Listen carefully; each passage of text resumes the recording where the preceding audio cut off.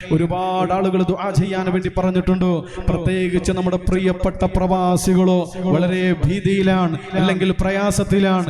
കാരണം നമ്മൾ വാട്സപ്പിലൂടെയും പത്രമാധ്യമങ്ങളിലൂടെയും കേൾക്കുന്നതോ യുദ്ധത്തിന്റെ വാർത്തകളാണ്. അല്ലാഹുവേ, എല്ലാ യുദ്ധക്കെടുതികളിൽ നിന്നും ഞങ്ങളുടെ പ്രിയപ്പെട്ട പ്രവാസികളെ നീ സംരക്ഷിക്കണേ അല്ലോ, നീ കാവല് നൽകണേ അല്ലോ.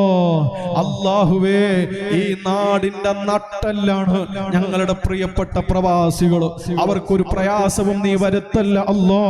അവര് ജോലി ചെയ്യുന്ന പലവിധ രാജ്യങ്ങൾ, അല്ലാഹുവേ, എല്ലാ രാജ്യങ്ങളിലും നീ സമാധാനം നൽകണേ അല്ലോ. ലോകത്ത് നീ സമാധാനം നൽകണേ അല്ലോ. അല്ലാഹുവേ, യുദ്ധ കൊതിയന്മാരുടെ മനസ്സ് നീ നന്നാക്കണേ അല്ലോ.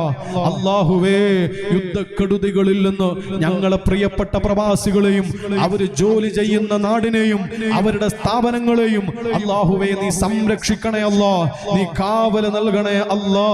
അല്ലാഹുവേ, നീ സ്വീകരിക്കണേ അല്ലോ. ആമീൻ യാ റബ്ബൽ ആലമീൻ.